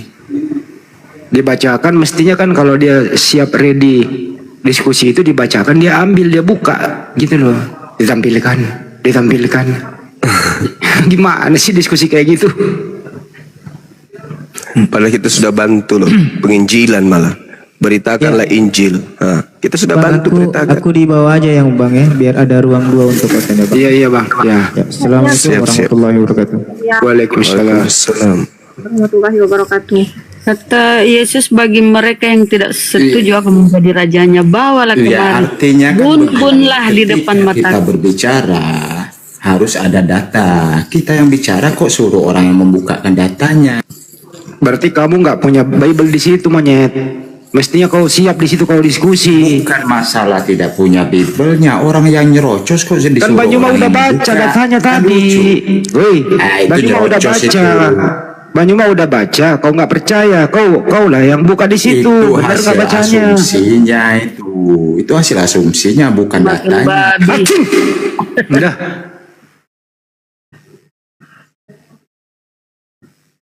Bang Juma udah baca. Kalau kau ready untuk diskusi, ya kau buka. Berarti memang di kepalamu itu nggak ada Bible, nggak ada persiapan. Cuma ngerocos saja, orang lagi ngomong, kau bertanya, Bang Juma menjelaskan, tapi kau ngomong. Mana kau ini semua ini kayak gini, ini modelmu. Kalau lu nggak ada punya duit beli Bible, ngomong saya beliin, tak kirimin ke rumahmu. Untuk itulah Kristus mati.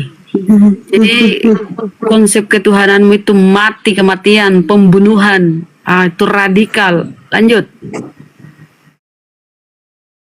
Untuk itulah Yesus Kristus mati dan hidup kembali supaya ia menjadi Tuhan. Masa kayak gitu-gitu gak bisa dihafal Roma 14:9? Jadi syarat Yesus menjadi Tuhan harus mati dulu. Yang matiin dia, orang lagi ngomong, sebentar, tunda dulu ya. Yang matiin dia itu adalah pahlawan atau penjahat. Itu loh. Nah, justru yang matiin dia ini adalah orang-orang yang jahat. Terutama Yudas yang dirasuki oleh iblis, menunjukkan di mana Yesus berada, kan gitu. Eksekutornya adalah tentara Romawi yang dipengaruhi atau kerjasama dengan Kayapas, bukan si Kepas ya, begitu. Nah, pelaku-pelaku ini, gitu ya, tindakannya radikal nggak? Orang tidak bersalah kok mau dihabisin kan gitu. Nah, ada sekelompok orang memanfaatkan keadaan ini, dijadikan sarana penebus dosa. Dan kalau tidak ada beginian yang terjadi, mereka tidak punya Tuhan. Kan itu masalahnya di sana. Nah, kalau udah saya kayak begini, terus terang dan terang benderang, mereka tidak mau menanggapi. Jawabannya hanya satu. Selama ini ke Bang Juma apa itu? Itu nubuatan Bang Juma. Itu doang jawabannya, nubuatan. Nubuatan aja jawabannya. Topiknya di sini ada tanda tanya. Ya, kalau ada tanda tanya begitu, karena topik ini tidak muat kata banyak, mestinya dia selektif, jeli. Nah, di sebelum Kristen, apakah? Karena ini tanda tanya, berarti di belakangnya apakah, atau kenapa, atau mengapa? Ya, apakah Kristen agama radikal? Yang datanglah masuk di sini menjelaskan, oh bukan, kami ajaran kasih. Buktinya ini loh, gitu loh. Itu baru diskusi namanya. Ini sudah ada pertanyaan, dia yang bertanya. Jadi kalau nggak siap diskusi nggak usah naik, malu-malukan coy. Ngerocos saja kerjaanmu itu. Memang kau harus cocok berhadapan dengan blender. Blender memang harus hadapi orang-orang kayak gini. Karena blender ini udah kebal dengan kayak ginian, pengalaman. Bahkan blender itu bisa buat data sendiri yang tidak bisa kau temukan dimanapun. Nah ini lagi nih, silakan disambut ini. Mudah-mudahan punya persiapan nih.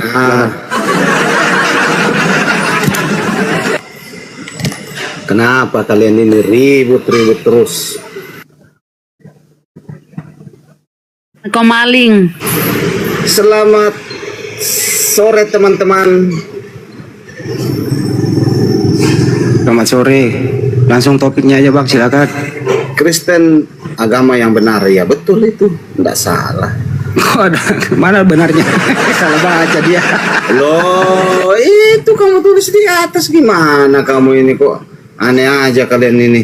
Coba kamu pakai Coba kamu pakai data di Bible. Kalau Kristen itu agama yang benar, coba data apa yang dipakai? Silakan kita tunggu, monggo. Kamu kok enggak cerdas betul kamu ini. Aku tuh mau diskusi dengan orang-orang agak cerdas. Kalau congor malas. Ya silakan Anda.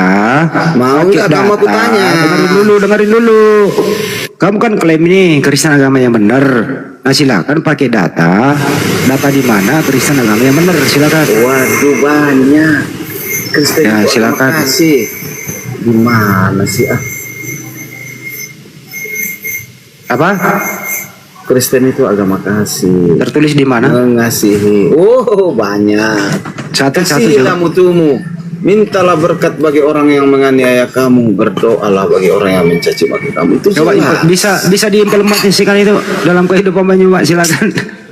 Aduh, kamu kok congor. Jadi ini kalau hanya tertulis, apapun bisa tertulis. Tapi prakteknya tidak semua orang bisa lakukan. Terus saya lebih mantap. Mau nggak? Kalau di Kristen, di mana Kristen pernah meninggalkan Roma dengan cara damai? Di mana? Kristen sampai ke Indonesia itu gimana jalan ceritanya? Ayo, ini pertanyaan sederhana aja. Pertanyaan sederhana kepada saudara. Kakek nenekmu itu memeluk agama Kristen itu sejarahnya gimana?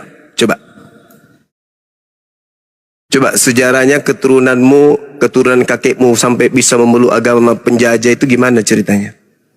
Supaya kami tahu ajaran kasih Kristen itu betul, tidak hanya teori di atas. Oke. Kau diam. Coba. Saya jelaskan sama kamu ya. Kristen Kristen itu dibawa oleh negara yang mayoritas orangnya cerdas, Bang. Enggak, saya tanya kakek nenekmu, negara yang enggak cerdas. Kakek nenekmu itu sampai dia bisa seagama dengan penjajah itu sejarahnya gimana? Ya. Nenekmu dulu kan itu animisme, penduduk asli Indonesia ini kan animisme. Dengar dulu. Nah, dia masuk agama Kristen itu ceritanya gimana pertama kali coba? Saya ingin tahu. Tahu kamu ya. Ketika bangsa Portugis dan bangsa Belanda mendarat di Indonesia, datang mencari rempah-rempah. Ya, mereka datang membawa kecerdasan. Coba bayangkan.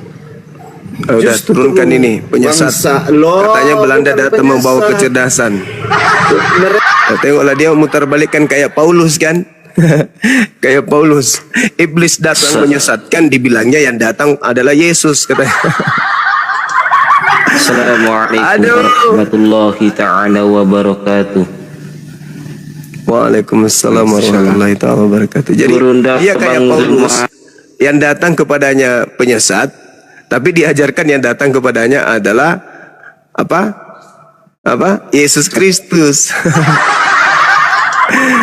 Aduh, mirip. Belanda datang menjajah, dia bilang datang bawa kecerdasan. Betul-betul oten. Gak ada yang sehat.